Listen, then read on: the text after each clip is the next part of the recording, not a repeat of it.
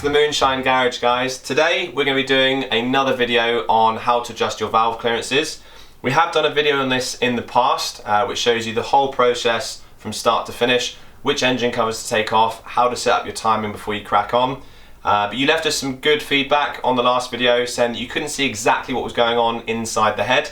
So we've got a separate head down on the bench today. We've got as many cameras as we can. We've got Lewis on the gimbal camera, got a GoPro behind me, a GoPro top down. I'll have one on my head as well. So come along, we'll show you straight inside exactly what's going on and how to get those valve clearances checked. Okay guys, so down on the bench we've got a couple of tools out. This job can be done just with a standard 9mm spanner and your thin nose pliers. We use a special tool. It's not too different. It's essentially just a 9mm spanner.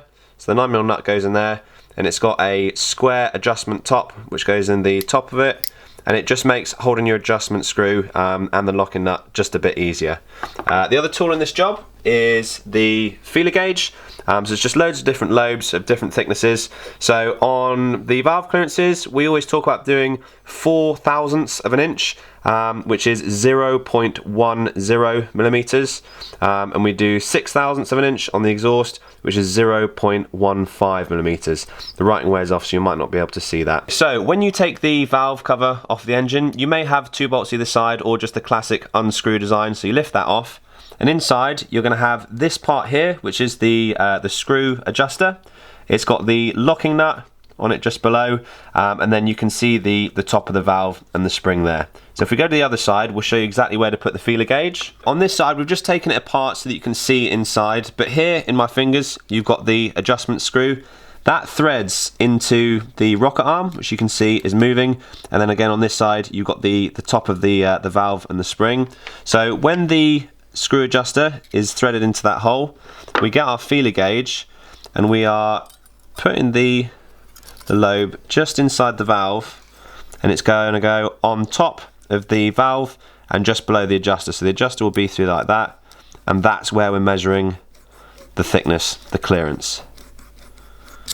Okay guys, so next stage we're going to show you how to actually adjust the valve clearance. So we're going to grab the thin nose pliers, hold the square adjuster, and with our 9mm spanner we're just going to loosen the locking nut.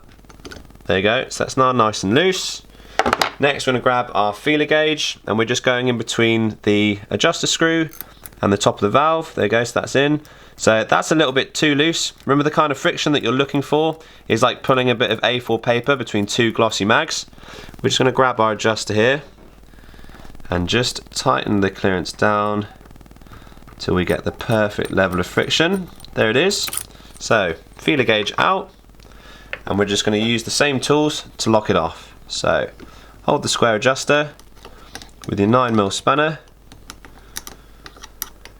We're just going to lock that back off, and there you go, that's all done. So it's the exact same process on the exhaust valve, but we're just going to do it to 6/1000ths of an inch. Okay guys, so that's the valve clearances set. Remember, on the intake valve we'll be doing a 4th thou clearance, and on the exhaust valve we'll be doing a 6th thou clearance. If you've got any more questions on this process, or there are any other videos or aspects of maintenance on the pit bikes you want us to cover, then leave a comment below and we'll make sure that we get round to making a video for you. If you do want to see this video from start to finish, then check out part 1 of the video where we show you everything, taking the covers off and setting your engine timing. If you find the video useful, like and subscribe to the channel, and we'll see you in the next video. It's a 9mm spanner, and it's got a square adjustment top which just goes in the top like that. It makes the job That's upside down. a little easier, does it? Totally.